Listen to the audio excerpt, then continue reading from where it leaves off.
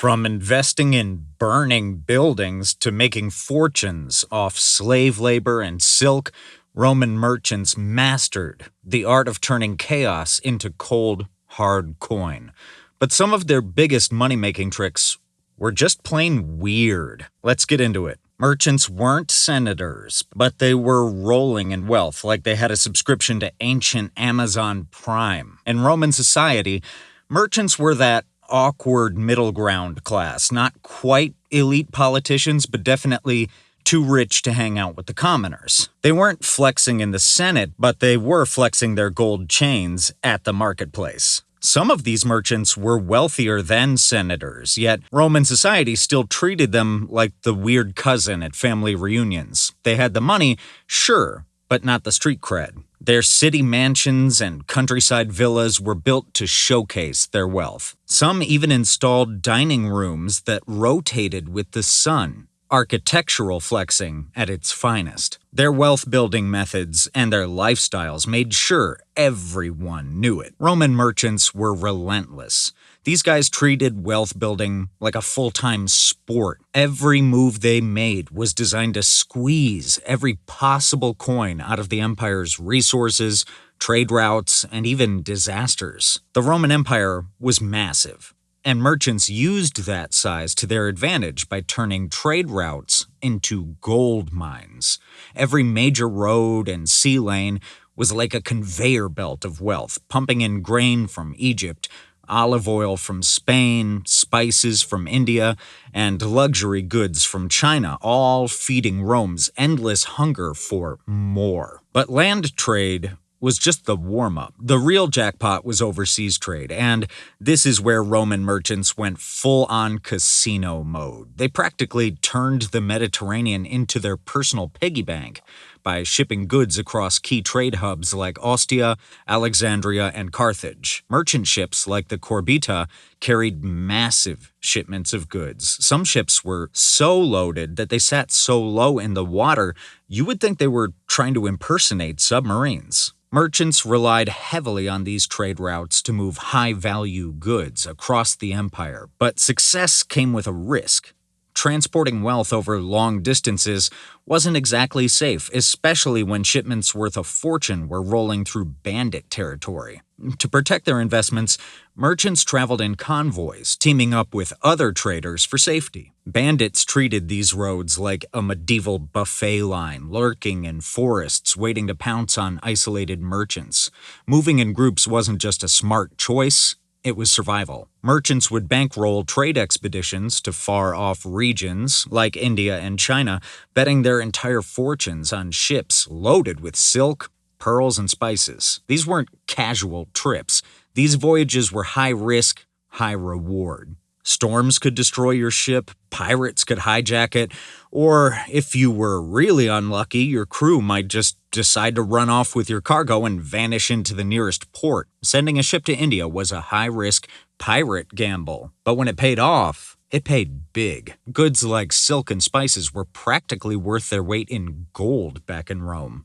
A single voyage could turn a struggling merchant into a millionaire overnight. Of course, merchants weren't about to risk their fortunes alone. They convinced wealthy Roman investors to bankroll these expeditions in exchange for a cut of the profits. Some merchants acted as lenders, offering cash loans with very profitable interest rates. Basically, merchants invented the world's earliest version of Shark Tank. If you think Roman merchants made fortunes just selling wine and spices, you are not even close to the real gold. These guys didn't just earn money, they knew how to multiply it. They were traders, but also investors, landlords, and occasionally borderline scam artists with business tactics that would make modern Wall Street blush. Real estate was one of their favorite money-making tricks, and Roman merchants turned property flipping into an art form. Forget beachfront villas. Merchants invested heavily in rental properties, especially in Rome's crowded urban districts. They bought up massive apartment blocks called insulae, which were basically ancient high-rise buildings just with way more fire hazards and zero safety codes. And speaking of fires, Roman records show one merchant figured out how to turn disasters into profits. Whenever a fire broke out in Rome, which was practically every other Tuesday, they would rush to the scene, not with water buckets, but with contracts. As buildings burned, merchants would offer desperate owners dirt-cheap deals to buy their property. And if you refused, well, you would be left with nothing but ashes.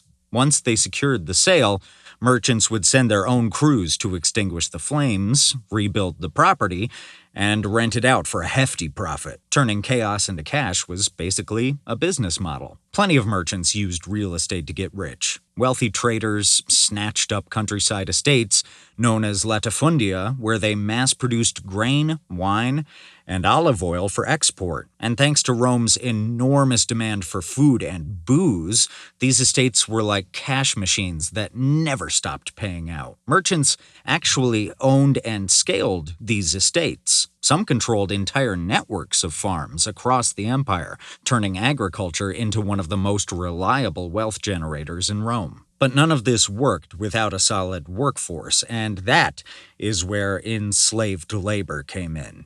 Merchants invested in slaves not just as workers, but as assets. Trained slaves like scribes, blacksmiths, or cooks were rented out for extra cash. Some merchants even specialized in slave management, training their workforce with specific skills to maximize profit. Merchants wasted no time setting up mining operations, but they weren't the ones swinging pickaxes. Instead, they bought enslaved workers in bulk and forced them to handle the back-breaking labor. And when I say bulk, I mean bulk. Some merchants controlled entire armies of enslaved miners, dozens, sometimes hundreds, grinding away in dangerous underground tunnels while the merchant himself lounged in a villa. But enslaved labor didn't stop at mining. Merchants used enslaved workers to run their farms, manage their warehouses, and even operate their shops. Some merchants had slaves trained in specialized crafts like silversmithing, pottery making, or even bookkeeping. It wasn't just about owning people. Merchants treated slaves like living, breathing investments. The more skills they had, the higher the return. Wealthy merchants owned dozens of slaves, each with a specific job. Some managed the kitchens, some handled cleaning, and others worked as accountants because, apparently, being rich back then required an entire payroll department. One merchant reportedly made a fortune by training his enslaved workers to read and write, then hiring them out as scribes to wealthy Roman families. Basically, he turned literacy into a rental business, like ancient Rome's version of freelancing, except you didn't exactly get to set your rates. And then there were the merchants who turned their slaves into full-time business managers. Some of these guys barely lifted a finger. Their enslaved workers handled sales, organized shipments, and even managed other slaves. But the ultimate power move was funding public games. Wealthy merchants loved bankrolling gladiator fights, chariot races, and elaborate festivals, all in the hopes of impressing politicians or winning public favor. It was like sponsoring the Super Bowl, where you had lions fighting guys with tridents instead of halftime shows. If there was one thing Roman merchants knew how to do, it was spending money, and not just on practical things like land or trade. No, these guys splurged like their bank accounts were infinite, and half the time, their purchases made absolutely no sense. Take dining, for example. Wealthy merchants weren't just eating with regular spoons and forks, they had golden utensils. Imagine sitting down for dinner only to realize your spoon is worth more than your neighbor's entire house. And the best part was that the food wasn't even fancy half the time. Rich Roman merchants would casually munch on barley stew with solid gold cutlery, just to flex. It's like putting ramen in a crystal wine glass. Still cheap, but now it feels expensive. And if you think that is excessive, wait until you hear about their obsession with perfumed fountains. Yes, some merchants were so rich they had fountains, actual fountains that sprayed scented water just to make their courtyards smell fancy. One merchant even bragged that his fountain smelled like roses for weeks. Imagine explaining that to your plumber. Yeah, I need the pipes to shoot out lavender mist. Don't ask why. But the crown jewel of Roman flex culture was exotic animals. Wealthy merchants weren't satisfied with statues or paintings. They wanted living trophies. Peacocks, monkeys, and even lions were kept in private collections like they were rare Pokemon cards. And this wasn't some quiet garden setup. These guys hosted animal parades right in their villas. One merchant famously bought a giraffe just to watch it awkwardly wobble around his courtyard, and I refuse to believe that didn't turn into ancient Rome's funniest TikTok moment. And let's not forget the weirdest trend of all: custom-made jewelry for pets. Wealthy Romans didn't just spoil themselves, they decked out their dogs in collars studded with gemstones. While you think 20 times to order a Subway sandwich mid-month, an ancient Roman merchant's dog was wearing more than your year's worth of Subway sandwiches. One merchant spent a small fortune on a ruby-studded collar for his cat. Meanwhile, your cat is plotting your murder because you forgot to fill her food bowl on time. But the most outrageous expense was the enslaved entertainers performing stunts so ridiculous they would make modern circus acts look lame. Wealthy Romans would pay insane amounts of money for performers who could juggle swords, dance on stilts, or even recite poetry while blindfolded. One merchant hired a guy who could balance a table with a live peacock on top on his head. Imagine you showing up to dinner and realizing the entertainment for the night is some guy turning into an IKEA shelf for birds. Now that is commitment to impressing your dinner guests. For all their wealth and extravagant lifestyles, Roman merchants didn't have it easy. Making money in ancient Rome was about surviving a chaotic economy that seemed determined to crush their fortunes at every turn. Roman law even banned senators from direct involvement in trade, which forced merchants to get creative. Some formed shady partnerships with senators to bypass the rules, while others quietly funneled their profits through frontmen. One trick was tax farming. Wealthy merchants would bid for the right to collect taxes in certain provinces. Once they won the bid, merchants could collect whatever they wanted as long as Rome got its cut.